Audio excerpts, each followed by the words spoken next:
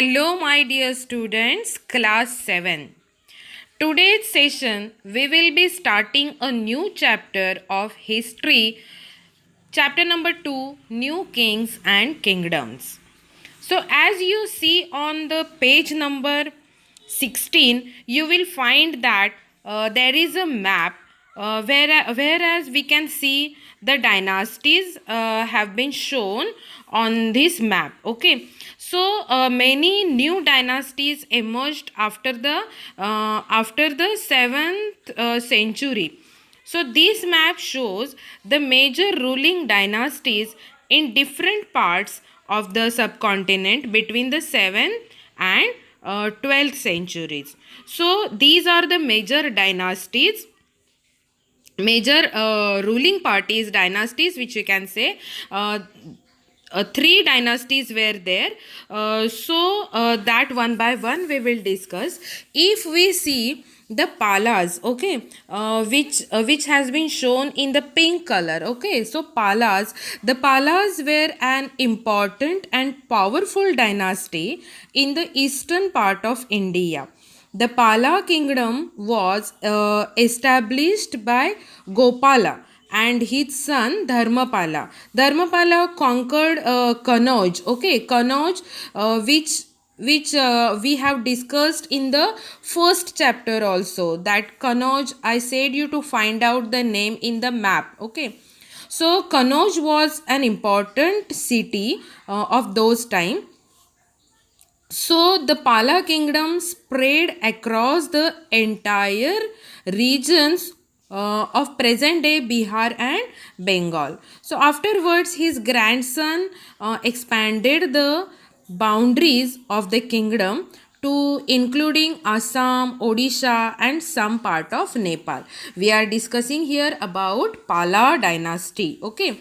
Then we will speak about the Gurjara Pratihara dynasty. Gurjara Pratihara dynasty, if we are talking about, they ruled over western India. Here on the map, which has shown in the light green color.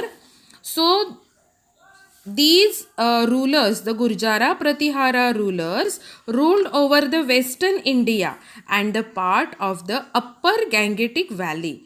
The founder of this empire was Harichandra. Okay, so later on we will discuss about Harichandra. The Gurjara Pratihara gained the power during the rule of Nagbhatta, who conquered the Malwa, and Gurjara Pratihara ruled and also captured Kannauj and made it their capital. Further, they extended their empire to Punjab, Awadh, Malwa and Gujarat. So this was about Gurjara Pratihara dynasty. Now we will speak about Rashtrakutas, okay, which has been shown here in the yellow color. So the Rashtrakutas were a powerful dynasty of the Deccan region. In the north, the Rashtrakutas fought against the Palas and the Gurjara Pratiharas. Why? To conquer, to control over the Kannauj. Okay, and the Rashtrakutas encourage the growth of Kannada, basically Kannada language. Okay, they promoted Kannada, and the temple at Ellora and the Elephanta caves near Mumbai, they were also constructed by the Rashtrakutas. So what are the dynasties and how these new dynasties have emerged, that one by one we will see here. So how the small societies have been emerged in kingdoms or in dynasties.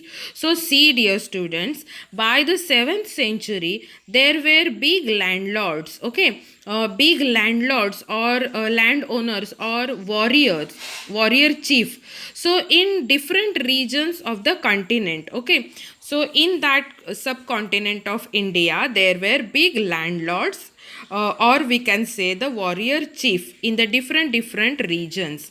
So the landlords and warrior chief who were acknowledged by the kings as their subordinate, or here which we can say samantas. Okay, keep this word in mind, that samantas. Okay, they were known as samantas. So they were the subordinators of the king, okay, at that time. So they were expected to bring gift for their kings, or who were their overlords. So they wanted, means they were expected to bring gifts for their lords or for their kings. Okay, so be present at their courts and provide them with a military support. So they also had to provide military support also. So as samantas gain power and wealth, they declare themselves to be Mahasamanta, or Mahamandaleshwara. Okay, Mahamandaleshwara means the great lord of a circle, or the lord of the particular region. Okay, so as Samantas have become more rich, they were recognized as their power also has increased. So they were known as Mahasamantas as well as Mahamandaleshwara. Okay, Mahamandaleshwara means a great lord of a circle or of a particular area or particular region. Okay, so sometimes they asserted their independence from their overlord. So what happens sometimes, they feel that there is means they feel that now we don't want a lord, means overlord. So they began more powerful than the present king. Okay, so we can see that they gradually began to carve out their kingdom for themselves, and they started to attack the others. Why? To gain more area under their rule. Okay, are you getting me? So one such instance was that of the Rashtrakutas. Now we have discussed here about Rashtrakutas in the Deccan. Okay, so initially they were subordinate to the Chalukyas of Karnataka. See here, these Rashtrakutas were not rulers, they were not kings, they were not overlords, but they were Samantas. Samantas. Whose Samantas they were? They were Samantas of Chalukyas. Okay, where in Karnataka. So in the mid of 8th century, what happened? Danti Durga, a Rashtrakuta chief, okay, he emerged. Who? Danti Durga. And Danti Durga overthrew his Chalukya overlord and performed a ritual called Hiranyagarbha. Okay, so first I will tell you that how Danti Durga has overthrew his overlord. Okay, so how he became more powerful, than Chalukyas. Okay, so his power increased. He became Mahasamanta. After he became Mahamandaleshwara, and at last he defeated the present king, and he became the ruler of Uttar Karnataka, of the Karnataka, and he himself perform a ritual. Okay, so ritual of Hiranyagarbha. First I will tell that if anyone who was not belong from the Kshatriya Kula, so he had to perform, and if he wanted to become a ruler, if he wanted to become a king, and if he is not belong from the Kshatriya, so he wanted to perform one ritual. Okay, so one ritual which is called Hiranyagarbha. Okay, so Hiranyagarbha, which literally mean golden womb. Okay, so when this ritual was performed with the help of Brahmanas, it was thought to lead to the rebirth of the sacrificer as a Kshatriya, even if he was not one by birth. So this was the ritual that if if that ruler wants to if that person wants to become a ruler and he is not belong from the kshatriya category, so he had to perform this ritual of Hiranyagarbha. By performing this ritual, he was recognized as kshatriya. Okay, so such kind of examples we will see in other cases, men from enterprising families, okay, which we can say Vaishyav. Okay, so these families use their military skills to carve out kingdoms. For instance, the Kadamba Mayur Sharman, okay, from Kadamba dynasty, and the Gurjara Pratihara Harichandra. They were Brahmins who gave up their traditional professions and took to arms, successfully establishing kingdoms in Karnataka and Rajasthan respectively. So we are here talking about Kadamba Mayur Sharman. Okay, so Kadamba Mayur Sharman was a king and he was not belonging from the Kshatriya. He was belonged to Brahman category. So as well as Gurjara Pratihara Harichandra, both were Brahmans. Okay, both were Brahmans. So they have began to increase their kingdom, and as they became the Mahasamantas, as they become Mahamandaleshwara and more than that, so they had to perform the same ritual which Danti Durga had performed. Okay, and they became ruler and they were recognized as a ruler. Okay, so Mayur Sharman became the ruler of Karnataka and Harichandra became the ruler of Rajasthan. Okay, so now next forward we will see that how the administration was going on in the kingdoms. So many of these new kings adopted the high sounding titles. Okay, so the kings were carrying the high profile names. Okay, means Maharaja, Mahadhiraja, Rajadhiraj, Adhiraj, then Tribhuvan Chakravarti. So like that. So what happened? So it was not literally true.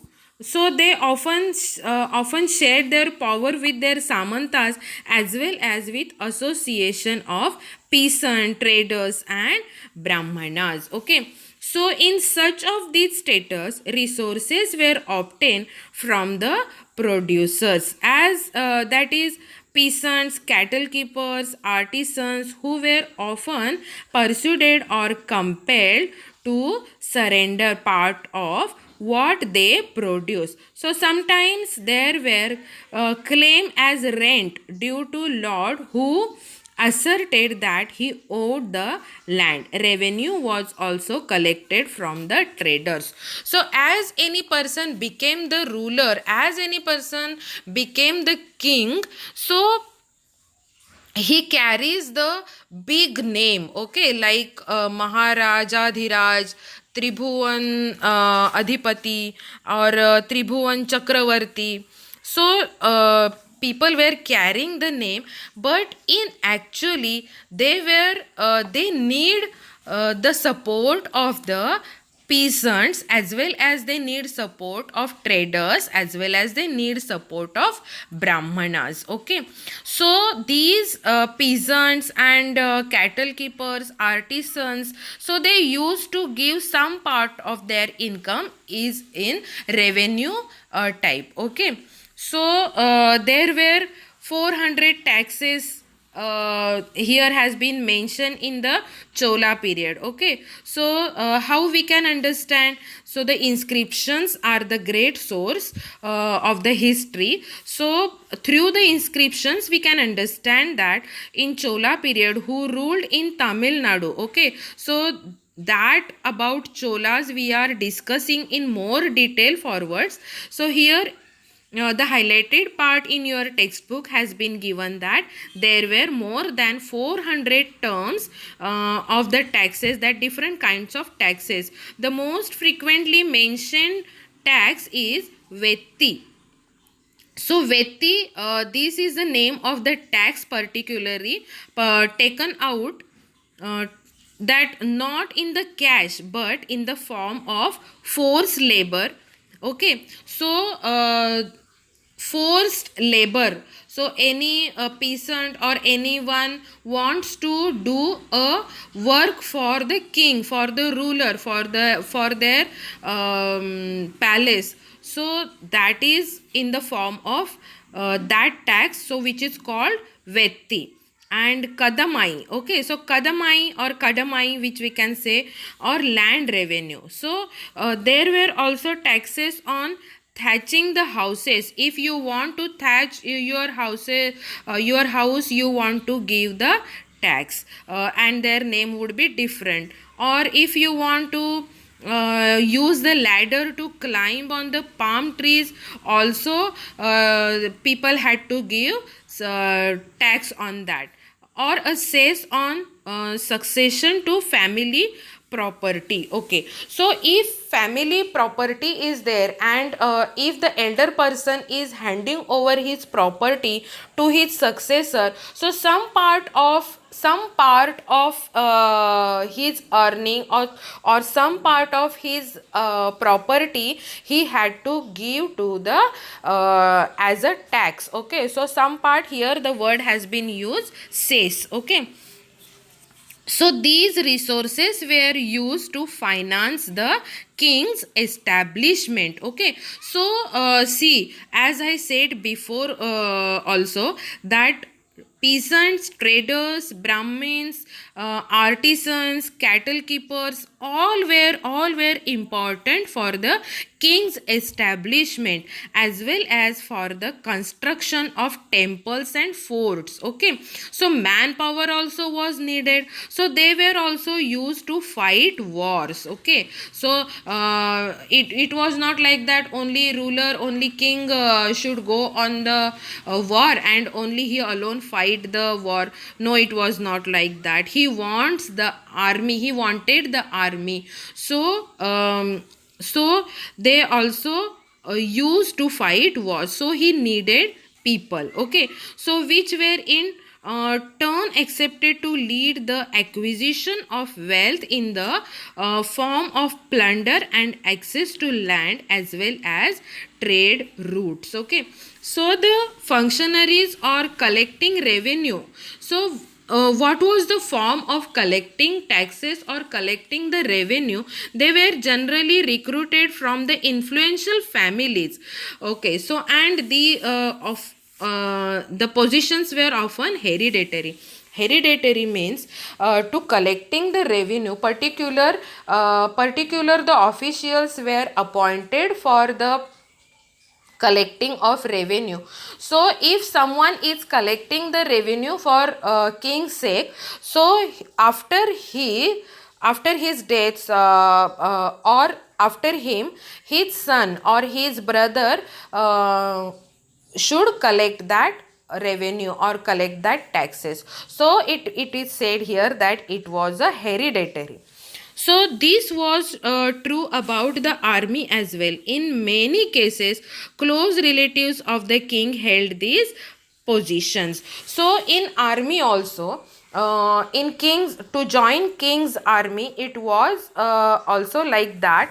If the grandpa is offering his service to king's palace, so his son or his grandson also should offer the same work for king's sake. Okay, so what happens, probably to collecting the tax and all that official works, so king's relatives would done this work. Okay, so this was about the emergence of new dynasties as well as the administration in the kingdoms. Okay, so next part we will see the prashastis and the land grants as well as the warfare for wealth. Okay, so till that, see you, bye, thank you.